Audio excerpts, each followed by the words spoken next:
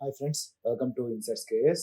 So ಇವತ್ತು ನಾನು ತಗೊಳ್ತಿರೋಂಥ part ಬಂದ್ಬಿಟ್ಟು ಹಾವನೂರ್ ಕಮಿಷನ್ ಅಂತೇಳಿ. ಇದು ನಮಗೆ ಮೇನ್ಸ್ ಎಕ್ಸಾಮ್ಗೆ ಇರುವಂಥದ್ದು one of the important commission ಅಂತ ಹೇಳ್ತಾ ಹೋಗ್ತೀವಿ. ಎಕ್ಸಾಮ್ಗೆ ದೇವರಾಜ ಅರಸ್ ಗವರ್ಮೆಂಟ್ ಅಲ್ಲಿ ಬಂದಿರುವಂಥದ್ದು ನೀವು ನೋಡಿದೀರಾ ಸಿಲೆಬಸ್ ಕಾಪಿಲಿ. ಪೋಸ್ಟ್ ಇಂಡಿಪೆಂಡೆಂಟ್ ಕರ್ನಾಟಕ ಪಾರ್ಟ್ ಬರ್ತಾ ಹೋಗುತ್ತೆ, ಸೊಸೈಟಿ ಒಳಗೆ ಬರುವಂಥದ್ದು. ಸೊ ಇದು ತುಂಬಾ ಇಂಪಾರ್ಟೆಂಟು. ಏನಕ್ಕೆ ಈ ವರ್ಷ ಬರಬಹುದು ಅಥವಾ ಇದು ಒಂದ್ ನೆನ್ಪಿಟ್ಕೊಳ್ಳಿ, ದೇವರಾಜ ಅರಸ್ ಗವರ್ಮೆಂಟ್ ಇಂದ ಒಂದಾದ್ರೂ ಕ್ವಶನ್ ಬರಲೇಬೇಕು. ಸೊ ಹಾಗಾಗಿ ಪ್ರತಿ ವರ್ಷ ಒಂದಲ್ಲ ಒಂದು ಅವರು ಕ್ವಶನ್ಗಳು ಕೇಳ್ತಾ ಇದಾರೆ. ಸೊ ಈ ವರ್ಷ ಏನಕ್ಕೆ ಬರಬಹುದು ಅಂತಂದ್ರೆ, ಬಿಕಾಸ್ ಈ ವರ್ಷ ಏನ್ ಮಾಡ್ತಾ ಹೋಗಿದ್ದಾರೆ ಅಂದ್ರೆ internal reservation for the schedule caste ಅವ್ರಿಗೆ ಮಾಡ್ತಾ ಇದಾರೆ. ಬಟ್ ಇದು OBC ಇರುವಂತದ್ದು ಅಲ್ವಾ, ಸೊ ಬ್ಯಾಕ್ವರ್ಡ್ ಕ್ಲಾಸಸ್ ಇರುವಂತದ್ದು. ಆದ್ರೆ ಸೊ ಇದನ್ನು ಸಹಿತ ಕೇಳಬಹುದು ಅಂತೇಳಿ ಒಂದು ಪ್ರೆಡಿಕ್ಟ್ ಮಾಡ್ತಾ ಹೋಗ್ಬೋದು. ಅದಕ್ಕೋಸ್ಕರ ಏನ್ ಮಾಡ್ತಾ ಇದೀನಿ, ಹಾವನೂರ್ ಕಮಿಷನ್ ಈ ಸಲ ಈ ವಿಡಿಯೋದಲ್ಲಿ ತಗೊಳ್ತಾ ಇದೀನಿ. ಅದು ನೋಡ್ತಾ ಹೋಗೋಣ ಹಾವನೂರ್ ಕಮಿಷನ್ ಅಲ್ಲಿ ಏನೇನು. ಹಾವನೂರ್ ಕಮಿಷನ್ ಯಾವಾಗ ಕಾನ್ಸ್ಟಿಟ್ಯೂಟ್ ಮಾಡಿದ್ರು, ಅದರಲ್ಲಿ ಎಷ್ಟು ಜನ ಮೆಂಬರ್ಸ್ ಇದ್ರು, ಸೊ ಅದ್ರ ಮುಖ್ಯ ಕೆಲಸ ಏನಾಗಿತ್ತು, ವರ್ಕಿಂಗ್ ನೇಚರ್ ನೋಡ್ತಾ ಹೋಗೋಣ, ಅದ್ರ ರೆಕಮೆಂಡೇಶನ್ಸ್ ನೋಡ್ತಾ ಹೋಗೋಣ. ಇದಾದ್ಮೇಲೆ ಸರ್ಕಾರ ಏನ್ ಡಿಸಿಷನ್ ತಗೊಳ್ತು, why it is so important, ಇಷ್ಟು ನೀವು ನೋಡ್ಕೊಂಡ್ರೆ ಸಾಕು. ಎಕ್ಸಾಮ್ ಅಲ್ಲಿ ಇದ್ರ ಮೇಲೆ ಕೇಳ್ತಾ ಹೋಗ್ತಾರ ಅವ್ರು. ಸೊ ಒಂದು, ಏನಕ್ಕೆ ಇದನ್ನ ಕಾನ್ಸ್ಟಿಟ್ಯೂಟ್ ಮಾಡ್ತಾ ಹೋದ್ರು, ಅಂಡ್ ವರ್ಕಿಂಗ್ ನೇಚರ್ ಯಾವ ರೀತಿ ವರ್ಕ್ ಮಾಡ್ತಾ ಹೋಯ್ತು. It's one of the important report, ಎಲ್ಲರಿಗೂ ಗೊತ್ತಿರುತ್ತದೆ. ಹಾವನೂರ್ ರಿಪೋರ್ಟ್ ಅಥವಾ ಹಾವನೂರ್ ಕಮಿಷನ್ ರಿಪೋರ್ಟ್ ಅಂತ ಕರಿತೀವಿ. ಸೊ ಇದಾದ್ಮೇಲೆ ಇದು ಬರುವಂತ ರೆಕಮೆಂಡೇಶನ್ ಏನ್ ಮಾಡ್ತಾ ಇತ್ತು, ಸರ್ಕಾರ ಏನೊಂದು ಡಿಸಿಷನ್ ತಗೊಳ್ತಾ ಇತ್ತು. ಸೊ ಇದಾದ್ಮೇಲೆ ಯಾರಾದ್ರೂ ಹೈಕೋರ್ಟಿಗೆ ಹೋದ್ರ ಅಥವಾ ಸುಪ್ರೀಂ ಕೋರ್ಟಿಗೆ ಹೋದ್ರ ಅದ್ರ ಬಗ್ಗೆ ನೋಡ್ತಾ ಹೋಗೋಣ. ಸೊ ಅದಕ್ಕೆ ಸರ್ಕಾರ ಏನ್ ಮಾಡ್ತಾ ಹೋಯ್ತು. So this is the core. ಇದೊಂದು ಈ ಒಂದು ಏರಿಯಾ ನಾವು ಇದರಲ್ಲಿ ಕವರ್ ಮಾಡ್ತಾ ಹೋಗ್ತೀವಿ. ಹಾವನೂರ್ ಕಮಿಷನ್ ಅವ್ರು ನೋಡ್ತಾ ಹೋಗೋಣ. ಫಸ್ಟ್ ಬರುತ್ತೆ, Havanur commission was constituted in the year 1972. 1972 ರಚನೆ ಮಾಡ್ತಾ ಹೋಗ್ತಾರೆ on 8th August 1972. So it was constituted by the then Devaraja Urs government. So ಅಂದಿನ ದೇವರಾಜ ಅರಸ್ ಅವರ ನೇತೃತ್ವ ಸರ್ಕಾರದಲ್ಲಿ ಇದನ್ನ ರಚನೆ ಮಾಡ್ತಾ ಹೋದ್ರು. ಸೊ ಇದನ್ನ ಆಗಿನ ಕಾಲದಲ್ಲಿ ಕಾನ್ಸ್ಟಿಟ್ಯೂಟ್ ಮಾಡಿದಾಗ it was called as Mysuru backward class commission ಅಂತ ಕರಿತಾ ಹೋಗ್ತಾರೆ ಇದನ್ನ ಕಾನ್ಸ್ಟಿಟ್ಯೂಟ್ ಮಾಡಿದಾಗ. ಬಟ್ ಇದು ರಿಪೋರ್ಟ್ ಕೊಡೋ ಸಮಯದಲ್ಲಿ ಆಗಲೇ ಇದನ್ನೇಂತ ಕರಿತಾ ಹೋಗ್ತೀವಿ ಅಂದ್ರೆ ಕರ್ನಾಟಕ ಬ್ಯಾಕ್ವರ್ಡ್ ಕ್ಲಾಸ್ ಕಮಿಷನ್ ಅಂತ ಕರಿತಾ ಹೋಗ್ತೀವಿ. And this is the first backward class commission report of Karnataka ಅಂತ ಕರಿತಾ ಹೋಗ್ತೀವಿ. ಕರ್ನಾಟಕ ರಾಜ್ಯದ ಮೊದಲ ಹಿಂದುಳಿದ ವರ್ಗಗಳ ಆಯೋಗದ ಒಂದು ವರದಿ ಅಂತ ಇದನ್ನ ಕರಿತಾ ಹೋಗ್ತೀವಿ. ಸೊ ಮುಂಚೆ ಏನಕ್ಕೆ ಇದು ಮೈಸೂರು ಅಂತ ಕರಿತಾ ಇದ್ರು ಅಂದ್ರೆ ಒಂದೇ ಕಾರಣ, ಅವಾಗ 1972 ಅಲ್ಲಿ ಇನ್ನೂ ಇದಕ್ಕೆ ನಾಮಕರಣ ಆಗಿರ್ಲಿಲ್ಲ ಮೈಸೂರು ಕರ್ನಾಟಕ ಅಂತೇಳಿ. ಹಾಗಾಗಿ ಇದನ್ನ ಫಸ್ಟ್ ಗೆ ಆತರ ಹೆಸರಲ್ಲಿ ಕರಿತಾ ಹೋದ್ವಿ. 1975 ಅಂದ್ರೆ ಅಷ್ಟೊತ್ತಿಗಾಗಲೇ ಇದು ಕರ್ನಾಟಕ ಅಂತ ನಾಮಕರಣ ಮಾಡಿದ್ವಿ. ಹಾಗಾಗಿ ಇದು ರಿಪೋರ್ಟ್ ಕೊಡ್ಬೇಕಾದ್ರೆ ಇದೇನಂತ ಬರ್ತಾ ಹೋಗುತ್ತೆ, ಕರ್ನಾಟಕ ಬ್ಯಾಕ್ವರ್ಡ್ ಕ್ಲಾಸ್ ಕಮಿಷನ್. ಏನಪ್ಪಾ ಈ ತರ ಇದೆ ಇದು, ಲೈಕ್ ಮೈಸೂರು ಇಷ್ಟೆಲ್ಲ ನೋಡ್ಕೊಬೇಕಾ. ಕೆಲವೊಂದ್ ಟೈಮ್ ಏನಾಗ್ತಾ ಹೋಗುತ್ತೆ, ನಮ್ಮ ಮೇನ್ಸ್ ಎಕ್ಸಾಮ್ ಅಲ್ಲಿ 1972 Mysuru backward class commission report ಅಂತ ಕೇಳ್ಬಿಡ್ತಾರೆ. ಬೇಕು ಅಂದ್ಬಿಟ್ಟೆ ಕೇಳಲಿಕ್ಕೆ ಸ್ಟಾರ್ಟ್ ಮಾಡ್ತಾರೆ. ನಾವು ಏನು ಹೋಗ್ತೀವಿ ಸಾಮಾನ್ಯವಾಗಿ ಎಕ್ಸಾಮ್ ಪಾಯಿಂಟ್ ಆಫ್ ವ್ಯೂ ಓದ್ಬೇಕಾದ್ರೆ Karnataka first backward class commission ಅಂತ ಓದಿರ್ತೀವಿ, ಮೈಸೂರು ಬಿಟ್ಬಿಟ್ಟಿರ್ತೀವಿ. ಮತ್ತೆ ಅವಾಗ ಕನ್ಫ್ಯೂಷನ್ ಆಗ್ಬಿಟ್ಟು ನಮ್ಗೆ ಗೊತ್ತೇ ಆಗೋದ್ರೆ ಬ್ಲಾಂಕ್ ಆಗಿ ಕುತ್ಕೊಂಡ್ಬಿಡ್ತೀವಿ ಎಕ್ಸಾಮ್ ಅಲ್ಲಿ. ಹಾಗೆ ನೆನ್ಪಿಟ್ಕೊಳ್ಳಿ, ಮೈಸೂರು ಅಂತ ಅವಾಗ ಇದು ಕಾನ್ಸ್ಟಿಟ್ಯೂಟ್ ಮಾಡಿದಾಗ, ಈ ಒಂದು ಕಮಿಟಿಯನ್ನ ರಚನೆ ಮಾಡಿದಾಗ ಇದು ಮೈಸೂರು ಅಂತ ಇತ್ತು. ಈ ಕಮಿಟಿ ವರದಿ ಕೊಡೋದು 1975 ಅಲ್ವಾ, ಹಾಗಾಗಿ ಇದು ಕರ್ನಾಟಕ ಅಂತ ಹೆಸರು ಚೇಂಜ್ ಆಗುತ್ತೆ. ಬೇಕು ಅಂದ್ಬಿಟ್ಟು ಅವ್ರು ಏನ್ ಮಾಡ್ತಾರೆ, ಕೆಲವೊಂದು ಟೈಮ್ ಮೈಸೂರು ಅಂತ ಕೊಡೋ ಚಾನ್ಸಸ್ ಇರ್ತಾವೆ ಮೇನ್ಸ್ ಒಳಗೆ ಕ್ವಶನ್ ಪೇಪರ್ ಅಲ್ಲಿ. ನೆಕ್ಸ್ಟ್ ನೋಡ್ತಾ ಹೋಗಿ, ಇದು ಚೇರ್ಮನ್ ಬಂದ್ಬಿಟ್ಟು ಅಧ್ಯಕ್ಷ ಯಾರು ಅಂದ್ರೆ LG ಹಾವನೂರ್ ಅಂತ ಕರಿತಾ ಹೋಗ್ತೀವಿ. ಇಟ್ ವಾಸ್ 7 member ಕಮಿಟಿ ಅಂತ ಕರಿತೀವಿ. 7 ಜನ ಸದಸ್ಯರ ಒಂದು ಕಮಿಷನ್ ಅಥವಾ ಆಯೋಗ ಅಂತ ಕರಿತಾ ಹೋಗ್ತೀವಿ. ಸೊ ಮೆಂಬರ್ಗಳು ಬರ್ತಾ ಹೋಗ್ತಾರ. Y Ramachandra, KR Srinivas Naidu, KM Naganna, Dharam Singh, PT Habeeb, Masana Katte ಅಂತ ಬರ್ತಾ ಹೋಗ್ತಾರ. ಇವರೆಲ್ಲರೂ ಸೇರಿ ಇವರು 6 ಜನ ಸದಸ್ಯರಿದ್ರು. ಒಬ್ರು ಬಂದ್ಬಿಟ್ಟು ಅಧ್ಯಕ್ಷರಿದ್ರು, ಅವರು LG ಹಾವನೂರ್ ಅಂತ ಕರಿತಾ ಹೋಗ್ತೀವಿ. ಈ ಕಮಿಟಿ ಯಾವ ರೀತಿ ಕೆಲಸ ಮಾಡ್ತಾ ಹೋಯ್ತು, ವರ್ಕಿಂಗ್ ನೇಚರ್ ನೋಡ್ತಾ ಹೋಗೋಣ. ಸೊ ಇದೇನ್ ಮಾಡ್ತಾ ಹೋಗುತ್ತೋ, ಕಾಂಪ್ರಿಹೆನ್ಸಿವ್ ಆಗಿ ಸೋಶಿಯೋ ಎಕನಾಮಿಕ್ ಸರ್ವೆ ಮಾಡ್ತಾ ಹೋಗುತ್ತೆ with the help of 425 researchers. ಅಂದ್ರೆ ರಿಸರ್ಚರ್ಸ್ ತಗೊಳ್ತಾ ಹೋಗುತ್ತೆ. ಸೋಶಿಯೋ ಎಕನಾಮಿಕ್ ಸೊಸೈಟಿ ಮೇಲೆ ವರ್ಕ್ ಮಾಡಿದಂತವ್ರನ್ನ ಸ್ಟೂಡೆಂಟ್ಸ್ ತಗೊಳ್ತಾ ಹೋಗುತ್ತೆ ಅಥವಾ ಸ್ಕಾಲರ್ಸ್ ಗಳನ್ನ ಕರ್ಕೊಂತಾ ಹೋಗುತ್ತೆ. ತಗೊಂಡ್ಬಿಟ್ಟು ಏನ್ ಮಾಡ್ತಾ ಹೋಯ್ತು ಅಂದ್ರೆ 425 ರಿಸರ್ಚ್ ಫೆಲೋಸ್ ತಗೊಂಡು ಈ ವರ್ಕ್ ಮಾಡ್ತಾ ಹೋಗುತ್ತೆ ಈ ಒಂದು ಕಮಿಟಿ. ಸೊ ರಿಪೋರ್ಟ್ ರೆಡಿ ಮಾಡ್ಲಿಕ್ಕೋಸ್ಕರ. ಸೊ ಇದೇನ್ ಮಾಡ್ತಾ ಹೋಯ್ತು ಅಂದ್ರೆ ನಿಯರ್ಲಿ 3,55,000 ಜನರನ್ನ ಮೀಟ್ ಮಾಡ್ತಾ ಹೋಗುತ್ತೆ. ಅಂದ್ರೆ ಲೈಕ್ ಕಾಂಟ್ಯಾಕ್ಟ್ ಮಾಡ್ತಾ ಹೋಗುತ್ತೆ. ಅವ್ರು ಎಷ್ಟು ಮುಂದುವರೆದಿದ್ದಾರೆ, ಯಾಕೆ ಹಿಂದೆ ಉಳ್ಕೊಂಡಿದ್ದಾರೆ, what are the main reasons, ಯಾವ ಕ್ಯಾಸ್ಟಿಗೆ ಸೇರಿದ್ದಾರೆ. ಸೊ ಇದನ್ನೆಲ್ಲ ಇಲ್ಲಿ ಇವ್ರ ಬಗ್ಗೆ ಸ್ಟಡಿ ಮಾಡ್ತಾ ಹೋಗುತ್ತೆ. ಇದಾದ್ಮೇಲೆ ಸುಮಾರು 378 ವಿಲೇಜ್ಗಳನ್ನ ಸರ್ವೆ ಮಾಡ್ತಾ ಹೋಗುತ್ತೆ. ವಿಲೇಜ್, ಟೌನ್ಸ್ ಅಂಡ್ ಸಿಟೀಸ್ ಅಂದ್ರೆ ಯಾವ ರೀತಿ ಸರ್ವೆ ಮಾಡ್ತಾ ಹೋಗುತ್ತೆ ಅಂದ್ರೆ ಇಲ್ಲಿ ಯಾವ್ಯಾವ ಜನಾಂಗದವರು ಆರ್ಥಿಕವಾಗಿ ಮುಂದುವರೆದಿದ್ದಾರೆ, ಸೊ ಮತ್ತೊಂದು ಸಾಮಾಜಿಕವಾಗಿ ಮುಂದುವರೆದಿದ್ದಾರೆ ಅಂತ, ಸೋಶಿಯೋ ಎಕನಾಮಿಕ್ ಡೆವಲಪ್ ಆಗಿದ್ದಾರೆ, ಯಾರು ಹಿಂದೂ ಉಳ್ಕೊಂಡಿದ್ದಾರೆ, ಎಷ್ಟು ಜನ ಯಾವ ಕ್ಯಾಸ್ಟಿನ ಜನರು ಯಾವ ಕ್ಯಾಸ್ಟ್ ಜನರು ನಗರದಲ್ಲಿ ವಾಸ ಮಾಡ್ತೀರಿ, ಯಾವ ಕ್ಯಾಸ್ಟ್ ಇನ್ನೂ ನಗರವಾಸಿಗಳಾಗಿಲ್ಲ, ತುಂಬಾ ಕೆಟ್ಟನಾಗಿ ಅವರ ಜೀವನ ಪರಿಸ್ಥಿತಿ ಇದೆ ಅಂತೇಳಿ ಇವರು ಸರ್ವೆ ಮಾಡ್ತಾ ಹೋಗ್ತಾರೆ ಮತ್ತೆ ಅದ್ರ ಬಗ್ಗೆ ಸ್ಟಡಿ ಮಾಡ್ತಾ ಹೋಗ್ತಾರೆ, ಇನ್ ಡೀಟೇಲ್ ಮಾಡ್ತಾ ಹೋಗುತ್ತಾ ಈ ಒಂದು ಆಯೋಗ. ಸೊ ಕಮಿಷನ್ ಏನ್ ಮಾಡ್ತಾ ಇತ್ತು, it also collected the data of population, ಜನಸಂಖ್ಯೆಯನ್ನು ತಗೊಳ್ತಾ ಹೋಗುತ್ತೆ, ಪರಿಗಣನೆ ಮಾಡ್ತಾ ಹೋಗುತ್ತೆ, ಅದ್ರದೊಂದು ಕಲೆಕ್ಟ್ ಮಾಡ್ತಾ ಹೋಗುತ್ತೆ. After that it also collected the data of education status, ಅಂದ್ರೆ ಯಾವ ಯಾವ ಜಾತಿಯವರು, so based on the caste, so ಎಷ್ಟೆಷ್ಟು ಜನಗಳು ಇಲ್ಲಿ ಎಜುಕೇಶನ್ ಕಂಪ್ಲೀಟ್ ಮಾಡಿ, ಲೈಕ್ SSLC ತಗೊಳ್ತಾ ಹೋಗುತ್ತೆ. SSLC is the bench mark for this commission. So SSLC ಅಂತ ನೆನ್ಪಿಟ್ಕೊಳ್ಳಿ ಅಥವಾ 10th ಕ್ಲಾಸ್ ಅಂತ ನೆನ್ಪಿಟ್ಕೊಳ್ಳಿ, ಇದನ್ನ ಬೆಂಚ್ ಮಾರ್ಕ್ ಆಗಿ ಇಟ್ಕೊಳ್ತಾ ಹೋಗುತ್ತೆ. ಮತ್ತೊಂದು ಜಾಬ್ ಸ್ಟೇಟಸ್ ಅಂತ ಅಂದ್ರೆ ಎಷ್ಟು ಜನ ಈ ಒಂದು ಜನಾಂಗದಲ್ಲಿ ಕೆಲಸದ ಸರ್ಕಾರಿ ಸೇವೆಯಲ್ಲಿ ಇದ್ದಾರೆ ಅಂತೇಳಿ ಅದನ್ನ ಕ್ಯಾಲ್ಕುಲೇಟ್ ಮಾಡ್ತಾ ಹೋಗುತ್ತೆ. ಸೊ ಇದು ತಗೊಳ್ಳುವಂಥದ್ದು ಸುಮಾರು 200 ಜಾತಿಗಳನ್ನು ತಗೊಳ್ತಾ ಹೋಗುತ್ತೆ. It has taken the 200 caste ಈ ಒಂದು ಸೆನ್ಸಸ್ ಅಥವಾ ಈ ಒಂದು ಡೇಟಾವನ್ನು ಕಲೆಕ್ಟ್ ಮಾಡಬೇಕಾದ್ರೆ. ನೋಡ್ತಾ ಹೋಗಿ ಈ ಕಮಿಷನ್ 3 years ವರ್ಕ್ ಮಾಡ್ತಾ ಹೋಯ್ತು. 1155 ಪೇಜ್ ಅಷ್ಟು ರಿಪೋರ್ಟ್ ನ ರೆಡಿ ಮಾಡ್ತಾ ಹೋಗುತ್ತೆ. ಹಾಗೆ 1975 ಅಲ್ಲಿ ಸರ್ಕಾರಕ್ಕೆ ಸಬ್ಮಿಟ್ ಮಾಡ್ತಾ ಹೋಗುತ್ತೆ. ಹಾಗಾದ್ರೆ ಈ ಒಂದು ರೆಕಮೆಂಡೇಶನ್ಸ್ ಅಥವಾ ಪ್ರಾವಿಷನ್ಸ್ ಏನಿತ್ತು, ಇದರಲ್ಲಿರುವಂತಹ ಅಂಶಗಳೇನು ಈ ರಿಪೋರ್ಟ್ ಅಲ್ಲಿ, ಸೊ ಇದನ್ನ ನೀವು ಬರಿಬೇಕಾಗ್ತಾ ಹೋಗುತ್ತೆ. ಸೊ ಇದ್ರಲ್ಲಿ ಏನ್ ಹೇಳ್ತಾ ಹೋಗುತ್ತೆ ರಿಪೋರ್ಟ್ ಅಂತಂದ್ರೆ, this report says that nearly 75% of the state population is backward class. ಅಂದ್ರೆ ಈ ಕರ್ನಾಟಕದ ಒಂದು ಜನರಂತ ಏನ್ ಕರಿತಾ ಹೋಗ್ತೀವಿ, ಜನಸಂಖ್ಯೆಯಲ್ಲಿ 75% ಜನಾಂಗ, 75% ಅಷ್ಟು ಜನರು ಬ್ಯಾಕ್ವರ್ಡ್ ಕ್ಲಾಸ್ ಸೇರಿದ್ದಾರೆ ಅಂತ ಹೇಳ್ತಾ ಹೋಗುತ್ತೆ. ಅಂದ್ರೆ ಲೈಕ್ ಹಿಂದುಳಿದ ವರ್ಗದವರು ಅಂತ ಹೇಳ್ತಾ ಹೋಗುತ್ತೆ. ಮತ್ತೆ ಇವರಿಗೆ ನಾವು ರಿಸರ್ವೇಶನ್ ಕೊಡ್ತಾ ಹೋಗ್ಬೇಕು ಅಂತೇಳಿ ಈ ಒಂದು ಆಯೋಗ ಅಥವಾ ವರದಿಯನ್ನು ಇಲ್ಲಿ ಹೇಳ್ತಾ ಹೋಗುತ್ತೆ. ಇದು ಏನ್ ಹೇಳ್ತಾ ಹೋಗುತ್ತೆ ಅಂತಂದ್ರೆ, ಇನ್ನೊಂದು ಪೆಕ್ಯುಲರ್ ಒಂದು ಸ್ಟಡಿ ಮಾಡ್ತಾ ಹೋಗುತ್ತೆ, ಒಂದು ಅದ್ಭುತವಾದ ಸ್ಟೇಟ್ಮೆಂಟ್ ಕೊಡ್ತಾ ಹೋಗುತ್ತೆ. ಈ ಸ್ಟೇಟ್ಮೆಂಟ್ ನಾವು ಬರಿತಾ ಹೋಗ್ಬೇಕಾಗುತ್ತೆ ಮೇನ್ಸ್ ಒಳಗೆ. ಸೊ ಏನ್ ಹೇಳ್ತಾ ಹೋಯ್ತು ಅಂತಂದ್ರೆ, it observe that backwardness is due to caste was peculiar to Hindus ಅಂತ ಅಂದ್ರೆ, ಇಲ್ಲಿ ಹಿಂದುಳಿದಿದ್ದಾರೆ ಅಥವಾ ಬ್ಯಾಕ್ವರ್ಡ್ನೆಸ್ ಅಂತ ಹೆಂಗ್ ಕರಿತೀವಿ, ಸೊ ಬ್ಯಾಕ್ವರ್ಡ್ನೆಸ್ ಅಂತ ಕ್ಯಾಲ್ಕುಲೇಟ್ ಮಾಡ್ಬೇಕಾದ್ರೆ ಇದು ಸಾಲ್ ಬಿಕಾಸ್ ಆಫ್ ದ ಕ್ಯಾಸ್ಟ್, ಜಾತಿಯಿಂದನೇ ಹಿಂದುಳಿದಿರುವಂತದ್ದು.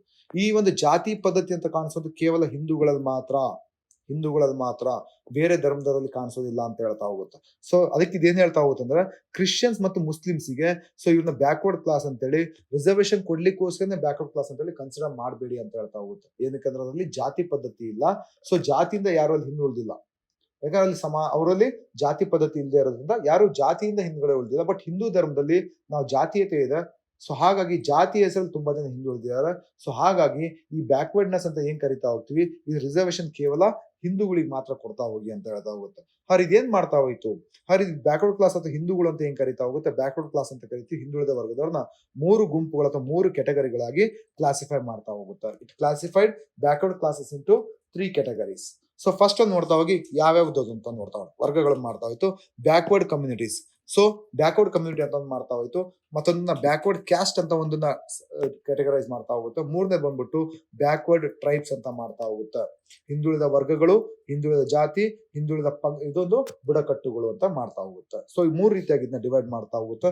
ಈ 3 ರೀತಿಯನ್ನ ಕ್ಯಾಟಗರೈಸೇಷನ್ ಮಾಡ್ಬೇಕಾದ್ರೆ, ಬ್ಯಾಕ್ವರ್ಡ್ನೆಸ್ ಕ್ಯಾಲ್ಕುಲೇಟ್ ಮಾಡ್ಬೇಕಾದ್ರೆ ಅಥವಾ ಬ್ಯಾಕ್ವರ್ಡ್ ರಿಸರ್ವೇಶನ್ ಕೊಡ್ಬೇಕಾದ್ರೆ, ಈ 3 ಕ್ಯಾಟಗರೈಸೇಷನ್ ಮಾಡ್ಬೇಕಾದ್ರೆ ಇದು ಏನನ್ನ ಮೇನ್ ಆಗಿ ತಗೊಳ್ತಾ ಹೋಗುತ್ತೆ ಅಂತಂದ್ರೆ, ಡೇಟಾ ತಗೊಳ್ತಂದ್ರೆ SSLC ರಿಸಲ್ಟ್ ಅಥವಾ SSLC ಎಜುಕೇಶನ್ ತಗೊಳ್ತಾ ಹೋಗುತ್ತೆ.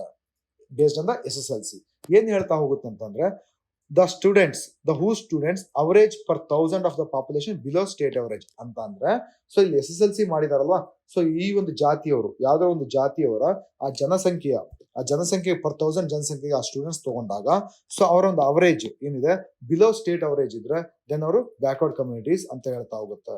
ಬಟ್ ಅದ ಸ್ಟೂಡೆಂಟ್ ಬಂದ್ಬಿಟ್ಟು ಅಬೌವ್ 50% ಇರಬೇಕು ಅಂತ. ಸೊ ಅಂದ್ರೆ SSLC ಇಲ್ಲಿ ಕನ್ಸಿಡರ್ ಮಾಡ್ತಾ ಹೋಯ್ತು ನಮ್ದು ಈ ಒಂದು ಆಯೋಗ. ನೆಕ್ಸ್ಟ್ ನೋಡ್ತಾ ಹೋಗ್ತೀವಿ, ಹಾಗಾದ್ರೆ ಏನೇನ್ ರೆಕಮೆಂಡ್ ಮಾಡ್ತಾ ಹೋಯ್ತು, ಏನೇನ್ ರೆಕಮೆಂಡೇಶನ್ಸ್ ಕೊಡ್ತಾ ಹೋಗಿದೆ ಸರ್ಕಾರಕ್ಕೆ ಈ ವರದಿಯಲ್ಲಿ. ಸೊ ನೋಡ್ತಾ ಹೋಗಿ, ಇಟ್ ರೆಕಮೆಂಡೆಡ್ ಕ್ಯಾಸ್ಟ್ ಲೈಕ್ ಬಂಟರು, ಕೊಡಗರು, ಕ್ಷತ್ರಿಯರು, ಮರಾಠರು, ಕ್ರಿಶ್ಚಿಯನ್ನರು and Jains should be considered advanced and not to be given reservation. ಅಂದ್ರೆ ಈ ಜಾತಿಯವರಿಗೆ ಯಾವುದೇ ಕಾರಣಕ್ಕೂ ರಿಸರ್ವೇಶನ್ ಕೊಡಬೇಡಿ, ಮೀಸಲಾತಿ ಕೊಡಬೇಡಿ, ಯಾಕಂದ್ರೆ ಇದು ಮುಂದುವರೆದ ಜನಾಂಗ ಅಂತ ಹೇಳ್ತಾ ಹೋಗುತ್ತೆ. ಯಾವ್ದು ಹೇಳ್ತಾ ಹೋಯ್ತು, ನಮ್ಮ ಹಾವನೂರು ಆಯೋಗ. ನೆಕ್ಸ್ಟ್ ಏನ್ ಹೇಳ್ತಾ ಹೋಗುತ್ತಂದ್ರೆ, ದಿಸ್ ಕ್ಯಾಸ್ಟ್ ರಿಲೇಟೆಡ್ ಬ್ಯಾಕ್ವರ್ಡ್ನೆಸ್ ಇರುವಂತದ್ದು ಕೇವಲ ಹಿಂದೂಗಳಲ್ಲಿ ಮಾತ್ರ, ಹಾಗಾಗಿ ಮುಸ್ಲಿಮ್ಸ್ ಮತ್ತೆ ಕ್ರಿಶ್ಚಿಯನ್ಸ್ ಗಳಿಗೆ ಬ್ಯಾಕ್ವರ್ಡ್ ಕ್ಲಾಸಸ್ ಅಲ್ಲಿ ರಿಸರ್ವೇಶನ್ ಕೊಡಬೇಡಿ ಅಂತ ಹೇಳ್ತಾ ಹೋಗುತ್ತೆ. ಈ 3 ಕ್ಯಾಟಗರೈಸೇಷನ್ ಏನ್ ಮಾಡ್ತಾ ಹೋಗಿತ್ತು, ಮತ್ತೊಂದು ಹೇಳ್ತಾ ಹೋಗುತ್ತೆ, ಈ ಕ್ಯಾಟಗರೈಸೇಷನ್ ಮಾಡಿದ್ಮೇಲೆ the commission recommended A review after 10 years ಅಂದ್ರೆ 10 ವರ್ಷಗಳಿಗೆ ಒಂದು ಸಾರಿ ಇದನ್ನ ರಿವ್ಯೂ ಮಾಡ್ತಾ ಹೋಗಿ ರಿಸರ್ವೇಶನ್ ಪಾಲಿಸಿನ. ನೀವೇನ್ ಕೊಡ್ತಾ ಇದ್ರಲ್ಲ, ಎಷ್ಟು ಜನ ಮುಂದೆ ಹೋಗಿದ್ದಾರೆ, ಎಷ್ಟು ಜನ ಇನ್ನು ಹಿಂದೂ ಉಳ್ಕೊಂಡಿದ್ದಾರೆ, ಏನಾರ ಚೇಂಜಸ್ ಮಾಡ್ಬೇಕಂತೇಳಿ ರಿವ್ಯೂ ಮಾಡ್ತಾ ಹೋಗ್ಬೇಕು ಸರ್ಕಾರ ಒನ್ಸ್ ಇನ್ 10 years. ಸೊ ಇದೊಂದು ರೆಕಮೆಂಡೇಶನ್ ಮಾಡ್ತಾ ಹೋಯ್ತು. ನೆಕ್ಸ್ಟ್ ನೋಡ್ತಾ ಹೋಗಿ ಈ 3 ಏನು ಕೆಟಗರೈಸೇಷನ್ ಮಾಡ್ತಾ ಹೋಗಿದೆ ಇವ್ರಿಗೆ ರಿಸರ್ವೇಶನ್ ಸಹಿತ ಫಿಕ್ಸ್ ಮಾಡ್ತಾ ಹೋಗುತ್ತೆ. ಟೋಟಲ್ ರಿಸರ್ವೇಶನ್ ಎಷ್ಟು ಫಿಕ್ಸ್ ಮಾಡ್ತಾ ಹೋಗುತ್ತೆ ಅಂದ್ರೆ 32% ಮಾಡ್ತಾ ಹೋಗುತ್ತೆ. ಸೊ ಅದರಲ್ಲಿ 32% ಅಲ್ಲಿ 16% for the backward caste, 6% for the backward caste ಅಂತ ಹೇಳ್ತಾ ಹೋಗುತ್ತೆ. 10 ಬ್ಯಾಕ್ವರ್ಡ್ ಕ್ಯಾಸ್ಟ್. ನೆಕ್ಸ್ಟ್ ನೋಡ್ತಾ ಹೋಗಿ ಇಲ್ಲಿ ಬರುವಂತದ್ದು 10% ಮತ್ತೊಂದು 16% ಅಂತ ಕರಿತಾ ಹೋಗ್ತೀವಿ. ಅಂದ್ರೆ ಸೊ 10%, 16%, ಇನ್ನೊಂದು 6% ಅಂತೇಳಿ ಈ ರಿಸರ್ವೇಶನ್ ಕ್ಯಾಟಗರೈಸೇಷನ್ ಮಾಡ್ತಾ ಹೋಗುತ್ತೆ. ಬ್ಯಾಕ್ವರ್ಡ್ ಕ್ಯಾಸ್ಟ್ಗೆ, ಬ್ಯಾಕ್ವರ್ಡ್ ಕ್ಲಾಸಸ್ಗೆ, ಮತ್ತೊಂದು ಬ್ಯಾಕ್ವರ್ಡ್ ಟ್ರೈಬ್ಗಳಿಗೆ ಈ ರಿಸರ್ವೇಶನ್ ಕ್ಲಾಸಿಫೈ ಮಾಡ್ತಾ ಹೋಯ್ತು. ಯಾವ್ದು? ನಮ್ಮ ಹಾವನೂರ್ ಆಯೋಗ. ನೆಕ್ಸ್ಟ್ ನೋಡ್ತಾ ಹೋಗಿ ಇಷ್ಟನ್ನೇ ಮಾಡೋದಿಲ್ಲ, ಮತ್ತಿದು ಮತ್ತೇನ್ ರೆಕಮೆಂಡೇಶನ್ ಮಾಡ್ತಾ ಇತ್ತು ಅಂದ್ರೆ it recommended to constitute an advisory board for backward classes. ಅಂದ್ರೆ ಹಿಂದೂ ವರ್ಗದವರಿಗಾಗಿ ಒಂದು ಸಲಹಾ ಬೋರ್ಡ್ ಅನ್ನ ಅಥವಾ ಒಂದು ಅಡ್ವೈಸರಿ ಬೋರ್ಡ್ ನ ರಚನೆ ಮಾಡ್ಬೇಕು ಸರ್ಕಾರ ಅಂತ ಒಂದು ರೆಕಮೆಂಡೇಶನ್ ಕೊಡ್ತಾ ಹೋಗುತ್ತೆ.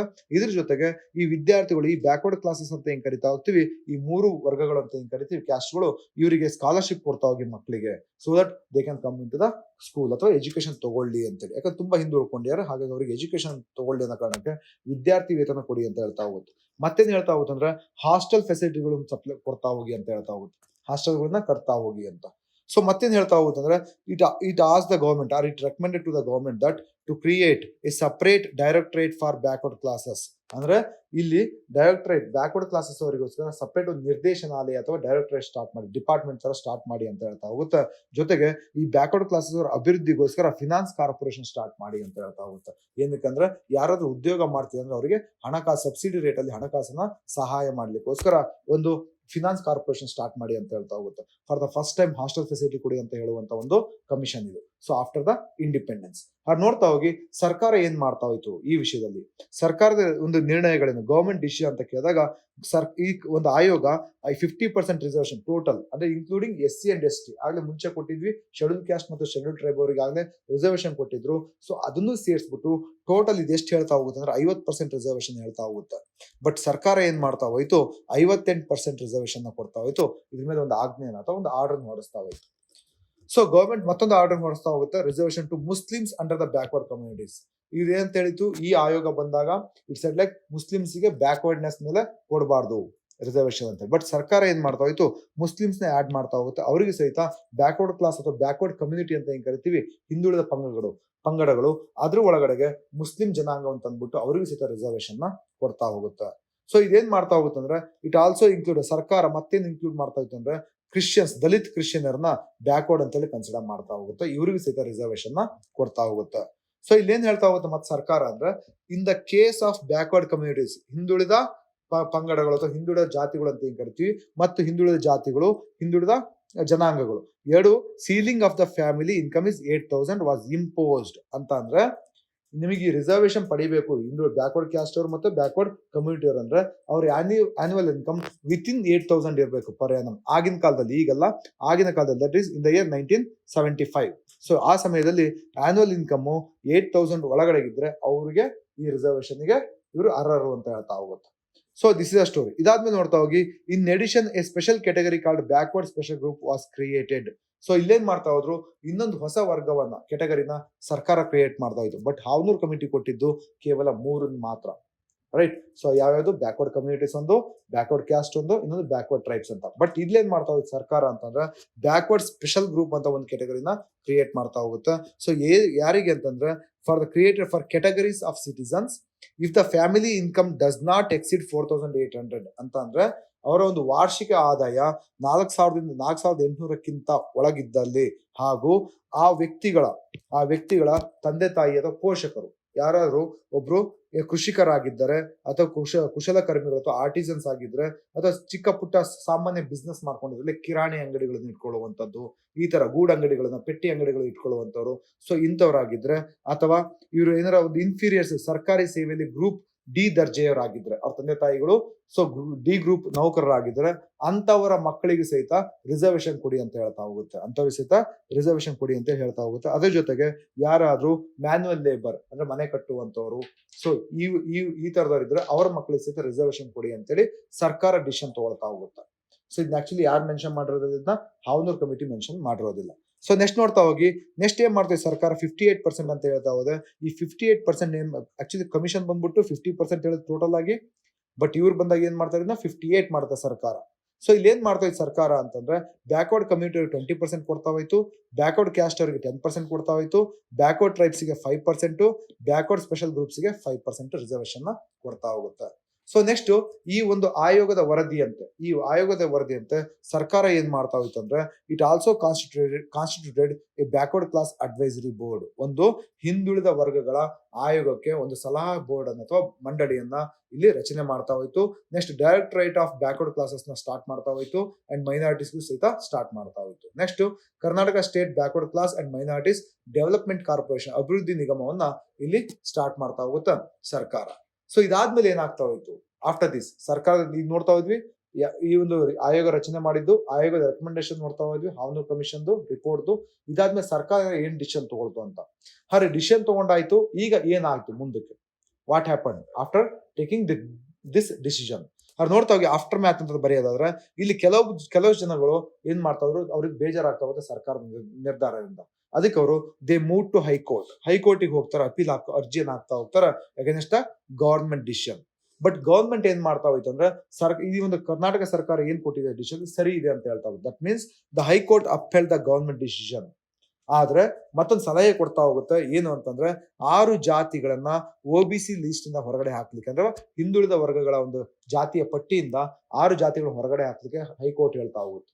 ಸೊ ಹಾಗಾಗಿ ಹೈಕೋರ್ಟಿನ ನಿರ್ದೇಶನದಂತೆ, as per the high court directions, government ಏನ್ ಮಾಡ್ತಾ ಹೋಯ್ತು ಅಂದ್ರೆ 5 ಜಾತಿಗಳನ್ನ ಹಿಂದುಳಿದ ವರ್ಗಗಳ ಪಟ್ಟಿಯಿಂದ ಹೊರಗಡೆ ಇಡ್ತಾ ಹೋಯ್ತು. ಯಾವ್ಯಾವ್ದು ಅಂತ ಕೇಳಿದ್ರೆ, ಅರಸು ಜನಾಂಗ, ಬಲಿಜ ಜಾತಿಯವರು, ದೇವಾಂಗ, ಗಾಣಿಗ, ದರ್ಜಿ ಮತ್ತು ರಜಪೂತ ಜನಾಂಗದವ್ರನ್ನ ಹಿಂದುಳಿದ ವರ್ಗದಿಂದ ಲಿಸ್ಟ್ ಇಂದ ಹೊರಗಡೆ ಆಗ್ತಾ ಹೋಗುತ್ತೆ as per the direction of the high court. Next ನೋಡ್ತಾ ಹೋಗೋದಾದ್ರೆ, ದೇವರಾಜ್ ಅರಸ್ ಅವರು ಈ ಒಂದು ರಿಪೋರ್ಟ್ ನ, ಹಾವನೂರ್ ರಿಪೋರ್ಟ್ ನ ಬೈಬಲ್ ಆಫ್ ಬ್ಯಾಕ್ವರ್ಡ್ ಕ್ಲಾಸಸ್ ಅಂತ ಕರಿತಾ ಹೋಗ್ತಾರ, ಅಂದ್ರೆ ಹಿಂದುಳಿದ ವರ್ಗಗಳ ಒಂದು ಬೈಬಲ್ ಅಂತ ಕರಿತಾ ಹೋಗ್ತಾರ.